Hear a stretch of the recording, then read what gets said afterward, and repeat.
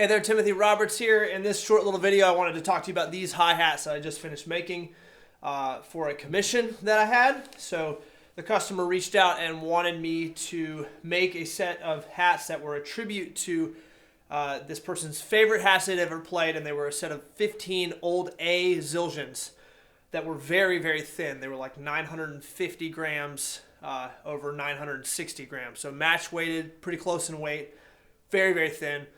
Probably from the 50s or 60s, since they were that weight. And so it's a tough task when you're tasked with making a set of hats like that. And the main goal is I need it to have a strong foot sound. So thin hats are great. On the stick, they sound wonderful under the hands. But when you're playing them with the foot, you usually get a very hollow, weak sounding chick. And so that was the challenge with these hats, and I'm happy to say that I was able to achieve the goal, which was to get something similar that would work with a nice strong foot chick. So these are a set of 15 from my Tributary series. Now we decided not to go with a patina with this commission, just to allow a natural patina to develop.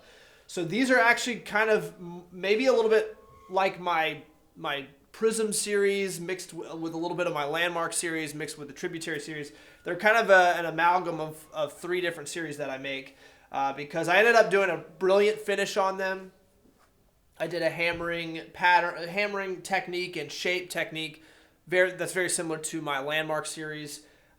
So these are a very interesting set of hi-hats, and they might be some of my favorite hi-hats I've ever made. So before we talk more specifics about what I did with these and the weights and all that, let's listen to how they sound.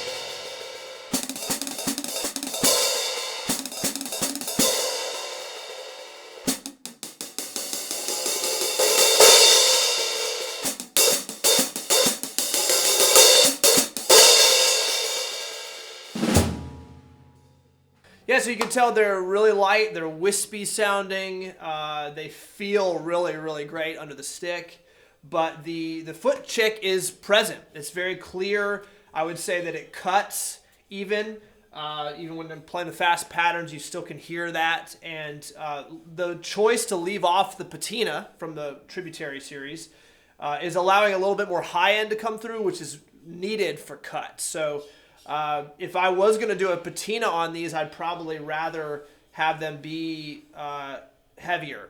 And so that when the patina goes on, I'm not muting them so much that there's not enough high-end cut to get through the mix. So specs on these. These are 15. They're right on 15 inches. They weigh 979 grams on top of 978 grams. So I almost nailed the weights exactly. The reason the heavier one is on top is because I hammered it and shaped it to be the top cymbal. So I gave it a little bit more height and a little bit more strength and a little bit more of a triangular thing going all the way up to the bell. So you have tons of strength here. You're not going to hear that thumpy, thump, thump, thump, thump, that hollow sounding foot chick.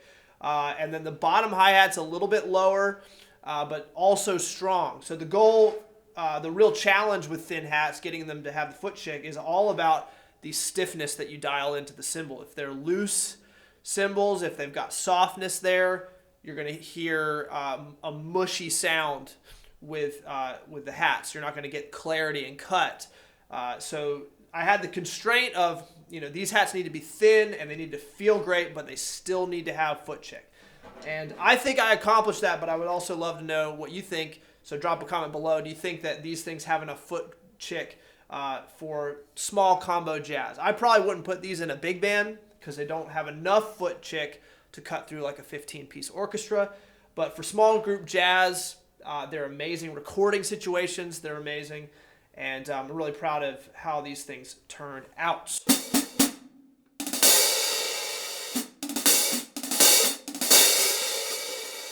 They actually have a very, they really remind me of Brian Blade's 15As. I think they're 15. They might be they might vary. He's probably played 14s and 15s and all that, but he has a set of old A hi-hats that are thin. You can tell they're really thin just by the way that he plays them, and with his expressive nature of drumming, his style, he's able to draw out the quietest little wispy parts, and he's able to really dig in and create these explosive accents.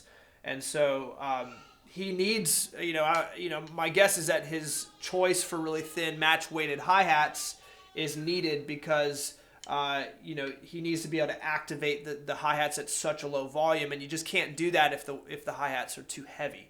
So being able to play here,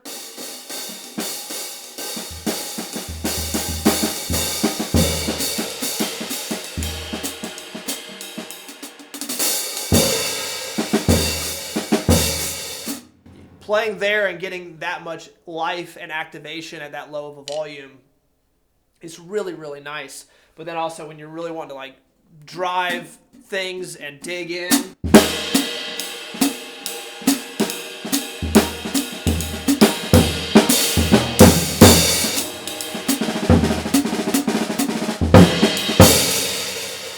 it's nice to be able to kind of like dig the foot in and you're not getting too hollow of a sound. So that's a little quick run by of these 15-inch tributary / prism / landmark series hi-hats. I do commissions all the time, and there's a commission form on my website, reveriedrums.com. You can pick the specs, you can pick the series you want, the size you want, and then the general weight range. But with all commissions, I reach out directly via email, and we discuss a lot of things. We discuss your stick type that you like, the style that you play, how loud you typically play, the kind of venues you're in, and what your inspirations are. This allows me to kind of try and get in your head and help you kind of actualize the sound that you have in your head. It's really one of my favorite things to do is to try to figure out how to get the sound you have in your head into an actual cymbal. So these are commissions. These are going to get shipped out to the customer.